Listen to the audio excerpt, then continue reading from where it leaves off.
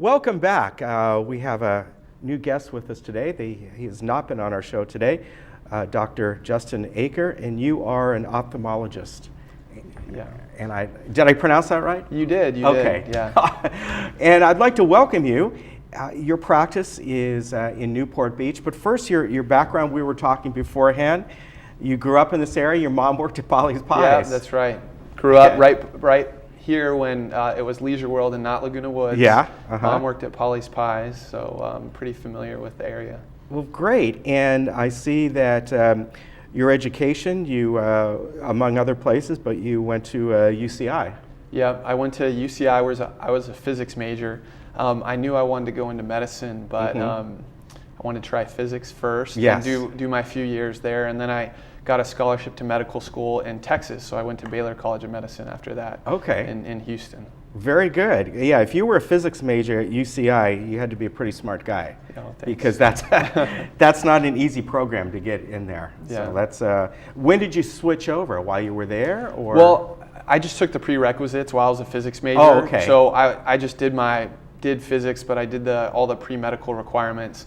And so I applied, and I just graduated as a physics major. The practice is down in Newport Beach. How long have you been there? Well, I just moved back. I was practicing in Texas at a place called Scott & White, which was affiliated with Texas A&M. So I was an assistant professor of surgery for Texas A&M. And I practiced for a couple years as a cornea external disease specialist there. And eventually, coming back to California you couldn't resist it. Once you grow up here, you're just spoiled by it. So we decided to come back. So we've been back for about 4 or 5 months right now. So we're going to talk about a dry eye, and it's something that we all get from time to time, but that's not really where you go quickly get some eye drops. But that's not just what we're going to talk about today. This is more chronic dry eye. Sure.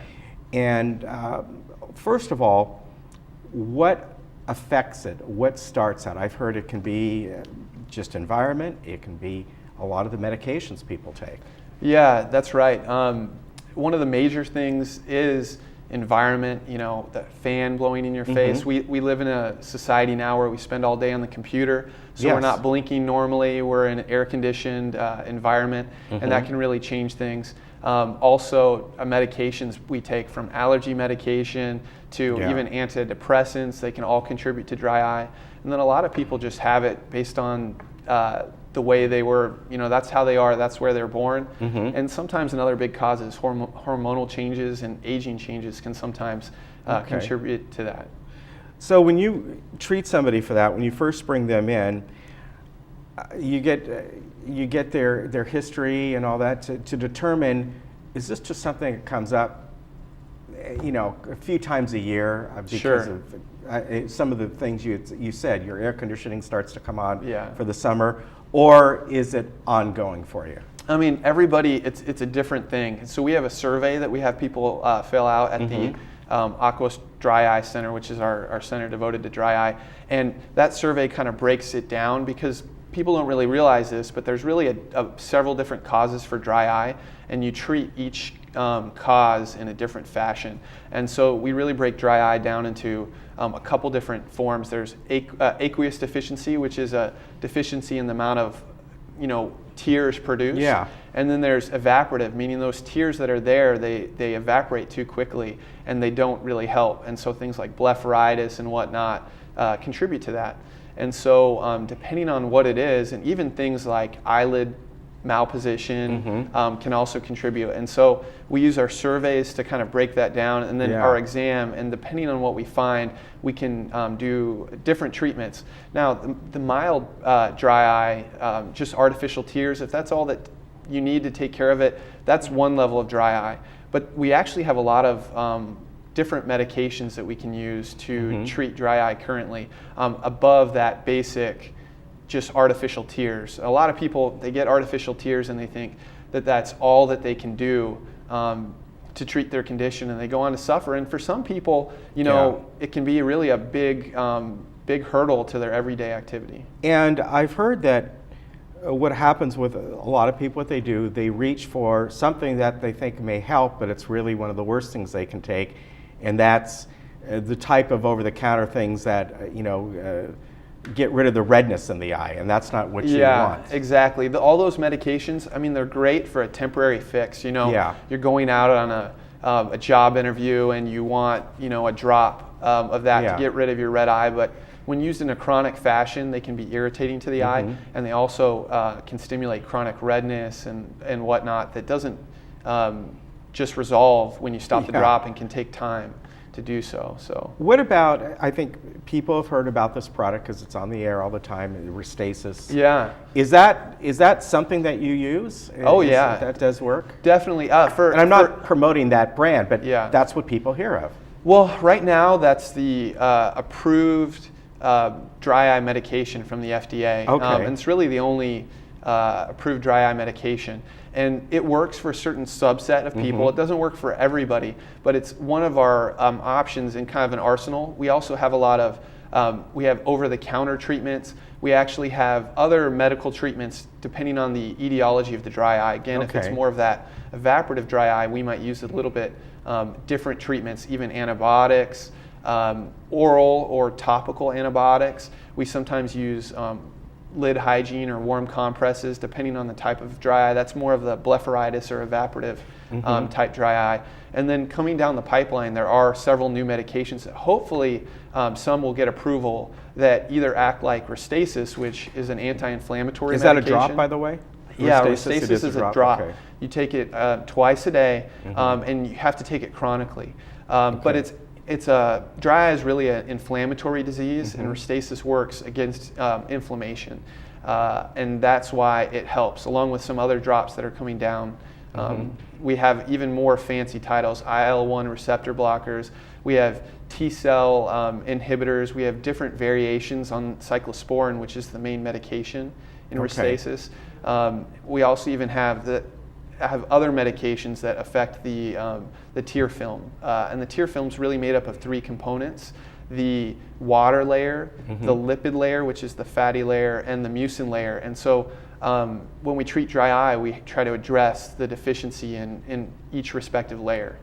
What if there is an underlying medical condition? And I know of one of them because a family member has the Sjogren's. It's a classic example, which is really drying out not just your eyes, it's drying out your whole body in certain areas. It can be your kidneys, it can, it can be quite devastating.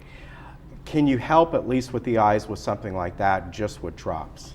You can, and right now Sjogren's really takes a multidisciplinary approach, but we actually often can diagnose Sjogren's based on your findings, and dry eye is one of the major findings with that. And sometimes that can lead to other diagnoses, like you have Sjogren's because you have rheumatoid arthritis or lupus or something else. And Sjogren's has been associated with other health problems like lymphoma that can really have systemic problems and side effects.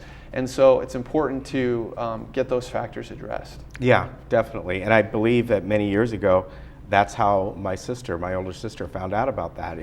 She was having chronic dry eyes. Yes. And that was the first sign, and she goes through that all the time. The practice is down in Newport Beach.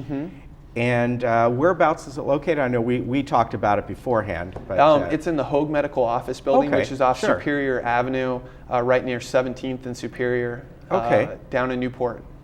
And if someone wants to get an appointment with you, do they need a referral first, insurances, that kind of thing? Well, it depends. We take most PPO and Medicare insurance, and then we take Greater Newport physicians. And so it depends on what kind of their insurance, but they can always call the office or look on our website to kind of determine that.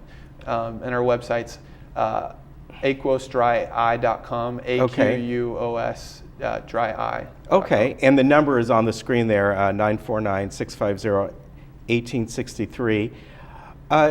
We've been talking about dry eye, but your office sees just general eye care, right? Vision care. Yeah, that's right. We see a full spectrum of eye care. We focus on the medical side, so we're not the right practice for a pair of glasses, but if you have a medical problem with your eye, or I work with Dr. David Wirta, and he does oculoplastics. So he focuses on lid position and Okay. both cosmetic and reconstructive. All right. So would it be a place to go if somebody just wants a general eye exam, or do they need a referral when it's No, realized? a general eye exam is fine. If you're Okay. concerned about glaucoma, macular degeneration, dry eye, you get a corneal abrasion, or you have a problem with contact lenses, it's a good place to go. Okay. How often should the average person go in for an eye exam? I mean, we always hear when it comes to a dentist, they want us there every 6 months. 6 months, yeah. But what about, obviously it depends on age, but if you check someone out, everything looks good, and they're, age 60, when should they come back in again?